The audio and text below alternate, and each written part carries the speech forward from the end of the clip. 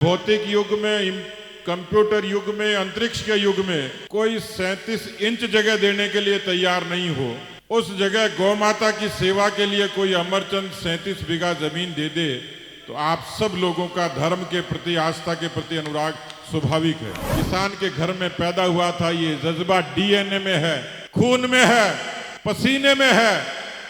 इसलिए मैं उन किसान भाइयों के बीच में, मजदूरों के बीच में चला गया। सरकार को झक मारकर उनकी मदद करनी पड़ी। ये जिम्मेवारी मुझे समाज ने दी थी, ये चुनौती लेकर काम करना शुरू किया। कि राजनीति सिर्फ नारों की नहीं होती, राजनीति सरोकारों की होती है। एक गरीब किसान के घर में पैदा होकर यही समझा था और पिछले 3.5 वर्षों में उसी समझ के साथ इस राजस्थान की जनता के लिए सुख में और दुख में संकल्प के साथ खड़ा हुआ। वो सब आप लोगों का आशीर्वाद था। जब तक मैं रहूंगा, मेरी कलम और जुबान संगठन के लिए, विचार के लिए, समाज के लिए, 36 कौम के लिए, उनके बदलाव के लिए, उनकी सुरक्षा के लिए, उनके सम्मान के लिए चलेगी। इतना निवेदन आप सब लोगों को करना चाहता था। गौ मातृभूमि पूजन और विशाल जनसभा की इस ऐतिहासिक समारोह के मुख्य अतिथि के रूप में राजस्थान की विधानसभा के उपनेता प्रतिपक्ष डॉक्टर सतीश जी पूनिया से निवेदन करूंगा कि सर आप आए और एक बार जोरदार दोनों हाथ खड़े करके तालियों की गड़गड़ाहट से अभिनंदन करें। बोलिए भारत माता की, भारत माता की जय। बोलिए वीर तेजाजी महाराज जी की, गौ माता की, गंगा माता की, गायत्री माता की, गीता माता की, बस्ती माता की। मुझे जो जानकारी मिली कि बहुत सुबह से और बड़ी संख्या में, क्योंकि हमारे समाज में, देश में धर्म को, श्रद्धा को और आस्था को जो आंधी और तूफान में भी जिंदा रखती हैं, वो हमारी माताएं बहनें हैं जो सुबह से बैठी हैं। मैं सबसे पहले उनका वंदन और अभिनंदन करता हूं कि जिन्होंने सुबह से इस आस्था के पर्व को सुंदर बनाया है। यहाँ पर बड़ी संख्या में हमारे सम्मानित किसान हैं, नौजवान भाई हैं। इतनी बड़ी संख्या में आपका यहाँ मौजूद होना, क्योंकि ये केवल कोई राजनीतिक जलसा नहीं है। लोग मानते होंगे, लेकिन जब भौतिक युग में, कंप्यूटर युग में, अंतरिक्ष के युग में कोई 37 इंच जगह देने के लिए तैयार नहीं हो, उस जगह गौ माता की सेवा के लिए कोई अमरचंद 37 बीघा जमीन दे दे तो आप सब लोगों का धर्म के प्रति, आस्था के प्रति अनुराग स्वाभाविक है। इसलिए मैं आदरणीय गोपीराम जी को, देवकर्ण जी को और भाई अमरचंद जी को मैं हृदय से साधुवाद देता हूं, क्योंकि गाय, अंग्रेजी में तो जरूर पढ़ाया जाता है काउ इज एनिमल। अंग्रेजी के लोग मानते होंगे कि गाय जानवर है, लेकिन भारत की संस्कृति, भारत का इतिहास, भारत का धर्म ये नहीं मानता कि गाय जानवर है। गाय माता है, गाय संस्कृति है, गाय अर्थव्यवस्था है, गाय उपचार है। और इसलिए उस गाय माता की महिमा के लिए एक गांव में इतनी बड़ी जमीन सिर्फ गौ माता की सेवा के लिए, रक्षा के लिए, उसके सम्मान के लिए यदि दी जाती है तो मैं आपसे गुजारिश करूंगा इतनी जोरदार तालियां बजाइए कि गौ माता प्रसन्न हो जाए। लोग कहते हैं कि भारत में घी और दूध की नदियां बहती थी, चोरी नहीं होती थी, सुख समृद्धि का सौभाग्य था। भारत माता गुरुदेव के रूप में विराजमान पूरी दुनिया में थी, विश्व गुरु था। सोने की चिड़िया कहते थे, लेकिन कई बार अच्छाई पर बुराई की नजर पड़ती है। वो संघर्ष किसी व्यक्ति के, संस्था के, देश के, समाज के और पृथ्वी के जीवन पर भी आता है। कदाचित वैसा संघर्ष भारत की भूमि पर भी आया, लेकिन ये भारत की सनातन भूमि की ताकत थी कि उन्होंने उस संघर्ष को भी झेला कहते ना यूना मिस्र मिट गए जहां से, कुछ बात ऐसी है कि हस्ती मिटती नहीं हमारी। इसलिए हिंदुस्तान की ही धरती है कि भले ही दुनिया मिट जाए लेकिन हिंदुस्तान का अस्तित्व दुनिया में कभी नहीं मिटेगा।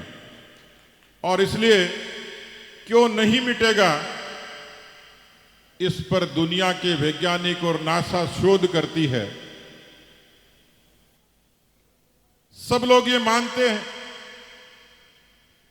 कि ये संतों की, ऋषियों की, महापुरुषों की भूमि है जिन्होंने तप किया, और तप का प्रताप तो पूरी दुनिया देखती है।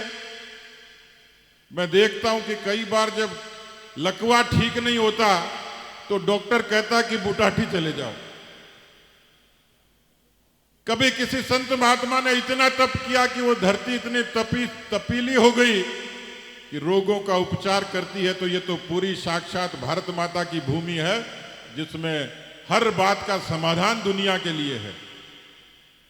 और यदि ऐसा नहीं होता तो दुनिया तो बहुत बड़ी है। 177 देश भारत की विधा योग को इस तरीके से मान्यता नहीं देते।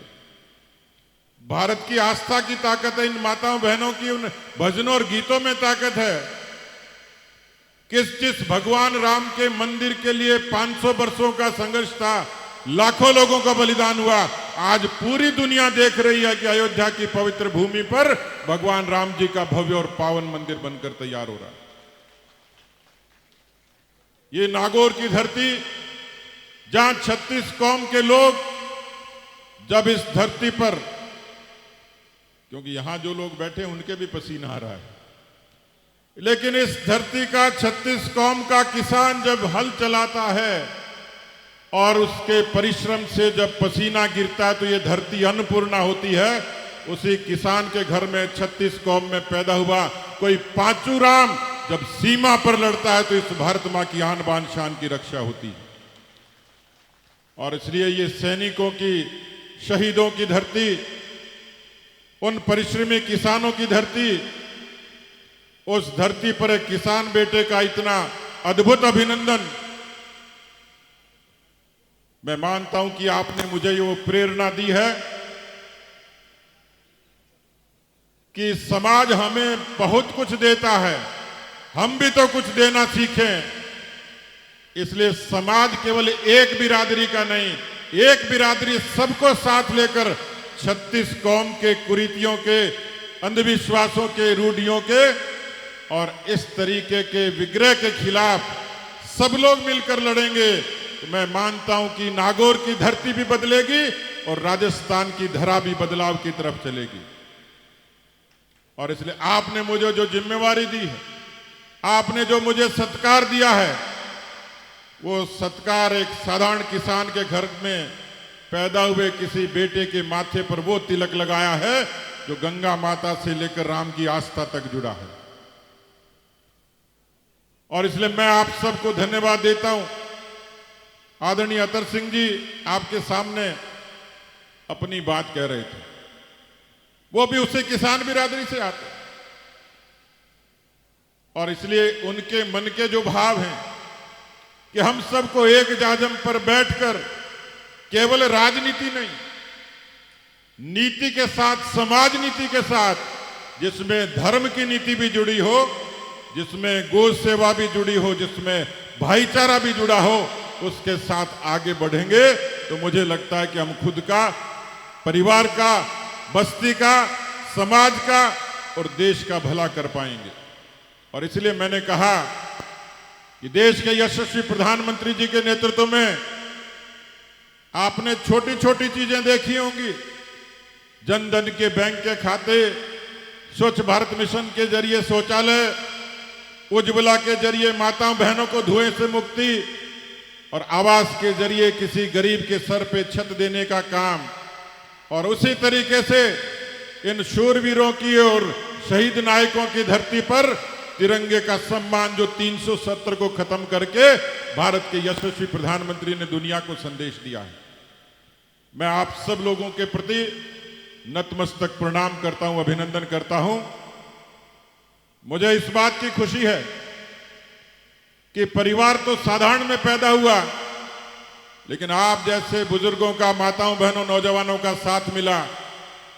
ये साथ किसी तख्त ताज और सिंहासन के लिए नहीं, ये जिम्मेवारी के लिए है, उन चुनौतियों को स्वीकार करने के लिए है कि अभी भी बहुत लोग हैं, अभी भी बहुत घर हैं, अभी बहुत झोपड़ी हैं कि जहां रोशनी का दिया जलाना है, समाज की मुख्य धारा में उनको लाना है। अभी बाड़मेर और जालोर में बाढ़ आई, मेरा मन किया मुख्यमंत्री जी तो उड़न खटोले पर चले गए, लेकिन उड़न खटोले से बारिश के बीच में, बाढ़ के बीच में किसी किसान के, किसी महिला के, किसी गरीब के, किसी मजदूर के आंखों में आए हुए आंसू नहीं पहुंचे जा सकते, न देखे जा सकते, क्योंकि किसान के घर में पैदा हुआ था। ये जज्बा डीएनए में है, खून में है, पसीने में है। इसलिए मैं उन किसान भाइयों के बीच में, मजदूरों के बीच में चला गया। सरकार को झक मारकर उनकी मदद करनी पड़ी। ये जिम्मेवारी मुझे समाज ने दी थी, ये चुनौती लेकर काम करना शुरू किया था। मुझे वो सौभाग्य मिला भगवान राम की उस पवित्र भूमि पर कार सेवा के लिए 2 बार जाने का, कश्मीर के आंदोलन में शरीक होने का, और काम करते करते पार्टी ने मुझे जिम्मेवारी दी। तो उस जिम्मेवारी को मैंने इसलिए स्वीकार किया था कि राजनीति सिर्फ नारों की नहीं होती, राजनीति सरोकारों की होती है। एक गरीब किसान के घर में पैदा होकर यही समझा था, और पिछले 3.5 वर्षों में उसी समझ के साथ इस राजस्थान की जनता के लिए सुख में और दुख में संकल्प के साथ खड़ा हुआ। वो सब आप लोगों का आशीर्वाद था। आज भी उस बात पर कायम हूं, और आज आपने एक चुनौती, आपने एक जिम्मेवारी और दे दी। मैं इतना ही कह सकता हूं कि हम सब लोग धर्म के प्रति, समाज के प्रति समर्पित हैं।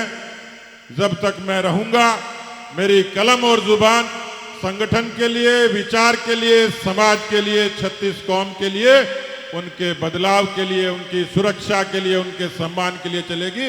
इतना निवेदन आप सब लोगों को करना चाहता था। बहुत बहुत धन्यवाद, क्योंकि इतने सारे लोग मंच पर साक्षी हुए। हमारे तमाम इस क्षेत्र के प्रमुख लोग, हमारे सरपंचगण, हमारे प्रधान, हमारे पूर्व विधायक, हमारे पूर्व प्रतिनिधि, पार्टी के सभी पदाधिकारी, समाज के भी मैं देख रहा हूं कि अलग अलग सभी कौम के, सभी रंग के लोग हैं। मैं आप सब लोगों को एक बार फिर से बहुत धन्यवाद देता हूं, जिन लोगों ने मुझे यहां कर इतना बड़ा आशीर्वाद दिया। ये आशीर्वाद मेरे लिए पूंजी का काम करेगा, ये आशीर्वाद मेरे लिए ऊर्जा का काम करेगा। मैं आप सब लोगों को एक बार फिर से नतमस्तक प्रणाम करता हूं। धन्यवाद। जय हिंद, जय भारत।